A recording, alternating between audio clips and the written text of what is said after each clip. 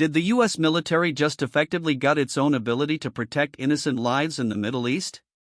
We're talking about a drastic cut, a move that's raising serious alarms and frankly, making us question the priorities of one of our most critical military commands.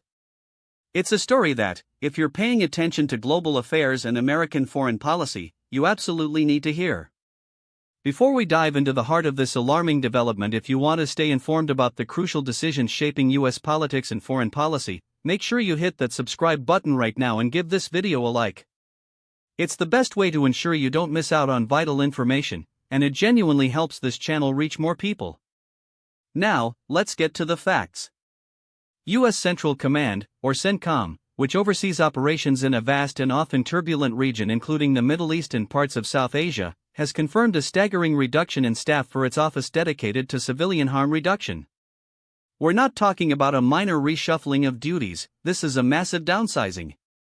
The office, tasked with the incredibly sensitive and important job of minimizing civilian deaths and injuries during military operations, has been whittled down from a team of 10 dedicated personnel to a single individual. Admiral Brad Cooper, the head of Centcom, confirmed this reduction on a Thursday. Now, the timing of this revelation is, to put it mildly, incredibly sensitive. It comes in the immediate aftermath of a deadly bombing that struck an Iranian school at the very beginning of America's conflict with Tehran. While the exact circumstances and responsibilities for that particular incident are still under intense scrutiny, the fact that Centcom's Civilian Harm Reduction Office has been gutted now raises profound questions. Think about the mission of this office. Its core function is to implement policies, conduct analyses, and provide recommendations to ensure that military actions are carried out with the utmost care to avoid collateral damage. This means training, evaluating tactics, investigating incidents, and working to prevent future tragedies. A team of 10 professionals dedicated to this critical task represents a commitment, however imperfect, to acknowledging the human cost of warfare and striving for accountability and improvement. Reducing that team to a single person is not just a numbers game. It signals a potential systemic shift in how seriously civilian protection is being prioritized. So, what does this drastic cut actually mean? On a practical level, it suggests that the capacity to thoroughly analyze, investigate, and proactively mitigate civilian harm may be severely diminished.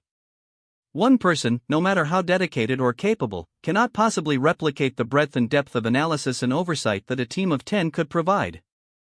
This could lead to slower investigations, less comprehensive assessments of potential risks before operations, and a reduced ability to learn from past mistakes and implement meaningful changes. Who is affected? The most direct impact, of course, is on the civilians living in the regions where Centcom operates. Every military action carries inherent risks, and a robust civilian harm reduction effort is a crucial safeguard. When that safeguard is weakened, the likelihood of unintended casualties and the erosion of trust between military forces and local populations increase. It also affects the credibility of the US military on the global stage.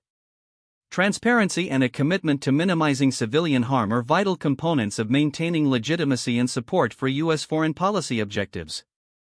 The possible outcomes here are deeply concerning. We could see an increase in civilian casualties, which would not only be a human tragedy but also a strategic failure, potentially fueling resentment and anti-American sentiment. It could also lead to greater scrutiny and criticism from international human rights organizations, allies, and even within Congress. This decision could also be interpreted as a signal that civilian protection is no longer a top priority, a message that is unlikely to resonate well in a world already grappling with numerous conflicts and humanitarian crises. This move raises fundamental questions about accountability, ethical conduct in warfare, and the very nature of American military engagement abroad. Is this a cost-saving measure that prioritizes budget over lives? Is it a sign of overconfidence, believing that the current methods are sufficient? Or is there a more strategic, perhaps less transparent, reason behind this decision? It's crucial to understand that this isn't just an internal administrative change, it has real-world consequences that can be measured in lives lost and communities devastated. The office focused on preventing civilian deaths being reduced to a single person is a stark image, and one that demands our attention and our questions. So, what do you think about this drastic cut to Centcom's Civilian Harm Reduction Office? Is this a dangerous step backward for U.S. military operations, or is there a rationale we're missing? Drop your opinion in the comments below. I read every single one. This is a developing story with significant implications for U.S. foreign policy and the lives of countless individuals caught in the crossfire. We will continue to monitor this closely.